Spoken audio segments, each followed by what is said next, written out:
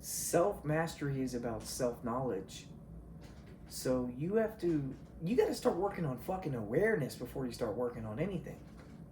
That's one of the biggest issues I see with people now. I'm like, it doesn't seem like they even know who the fuck they are. Does that make sense? Self-mastery is about self-knowledge. You have to even know what the fuck are your specific little set of issues. You have to understand your quirks. There's a reason that I cannot stand the world of like disorders. I really don't see anything that way. I don't see anything as a disorder anymore. What I've come to realize is that character defects are character attributes that need polishing. Right? Does that make sense? Like your biggest character attributes, especially really strong ones, they're going to have a tendency to stray over into the realm of evil if unmanaged. And what most of you do is you unmanage all those things. They become horrible character defects that are massively detrimental to your progress and your happiness. And then so what you do is you might even start to have a little awareness of that things are going wrong, but you frame them in that mindset. You frame them in this mindset of, oh, these are things that are wrong with me. And somebody I've been around lately has been telling me, like, you have to work with your brain, not against it. You know, you can't completely try to be somebody you're not. That's where it gets so confusing when you start talking about change with people. So self-mastery is about self-knowledge. And I hope that makes sense to some people. Like, make sure you're understanding what I mean. That we don't all have the same set of tendencies, like proclivities. We don't have the same preferences, but we also just don't have the same things that are very typical to get in our way. I really don't. You won't hear me talk about a battle with like food a whole lot in my life because it's not something I understand because I don't have to deal with it. So I'm not going to try to understand your battle with trying to restrain from eating because I have the opposite problem. So even that, it's like, understand what your thing is. I always tell someone, it's like, think about it this way. Take two people that are on opposite ends of the spectrum in terms of an attribute, a character trait. Like, say like laziness. Say like sloth is over here. You have laziness. And then you have this like overactivity, like can't sit down. Like this person has a problem relaxing. This person has a problem engaging. This person has a problem starting, like getting started. So they're going to have more tendency to be idle. And this person's going to have a tendency to almost be like run stretched too thin and high strung. Well, meditation can work for both of those people. Meditation works for everyone. You say like, that's kind of weird. Like they're so different. Well, how would it work? So this person would probably be doing meditative practices with the mindset of like working more on focus. So some of the more granular, like focus forward, isolating certain areas to really, really harness having a home base and all those certain things. That's going to be really beneficial for this person. That ability to focus might let them be a little bit better at starting some things and focusing while they're in them instead of getting distracted and then wanting to be lazy, right? The high-strung person is going to do a very different meditation practice typically, and I would say it's one of letting go. Don't worry about thinking about those things. Try not to think about those things, which feels more like focus and structured. Just literally do some let go meditation stuff. Of thought comes up of the thing that you have to do and you go, oh yeah, I don't actually have to worry about that right now.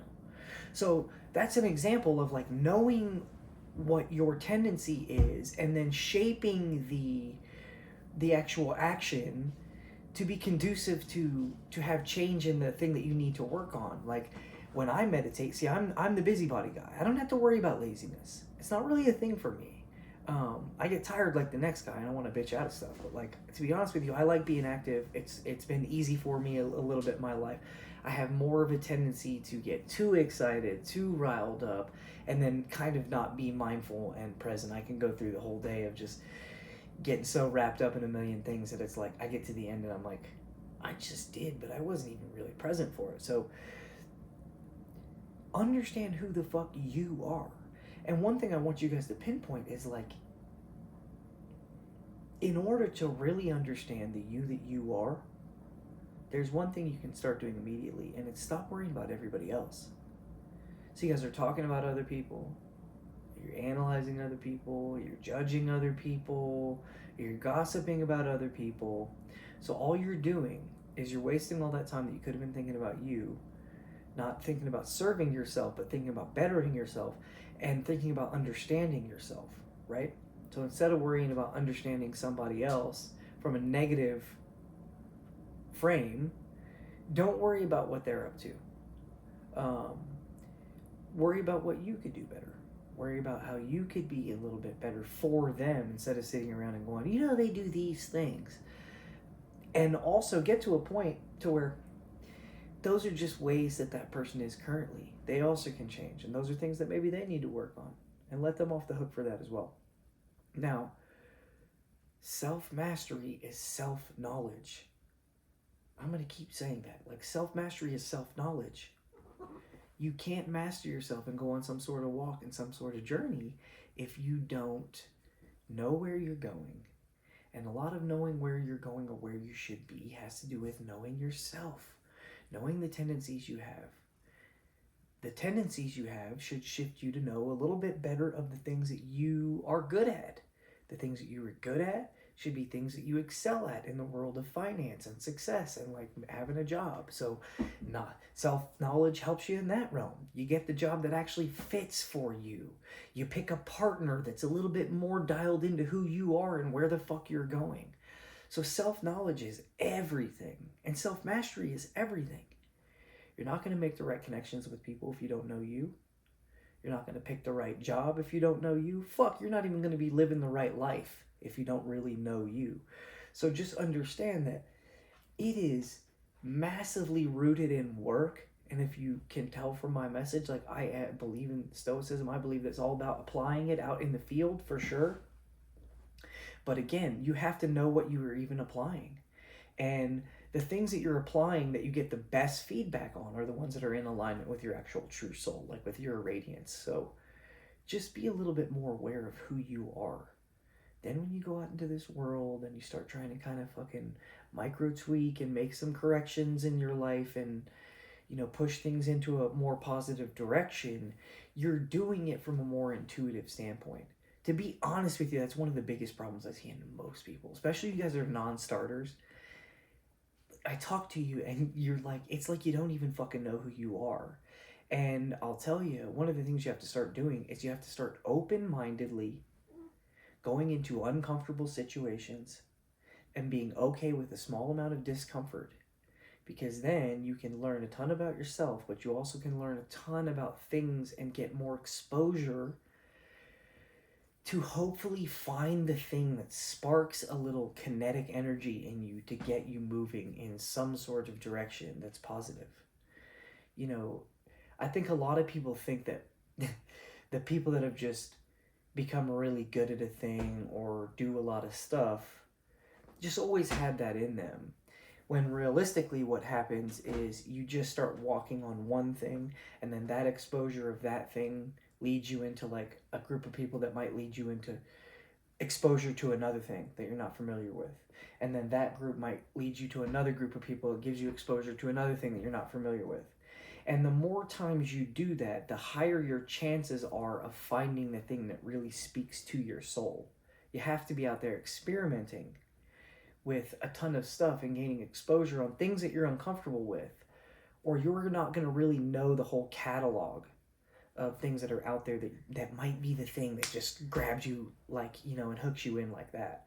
I can tell you that on the path that I've been walking on, it's like new things come up continuously where I'm like, oh, that's something I didn't even know was an opportunity, or it wasn't even a thing in my mind.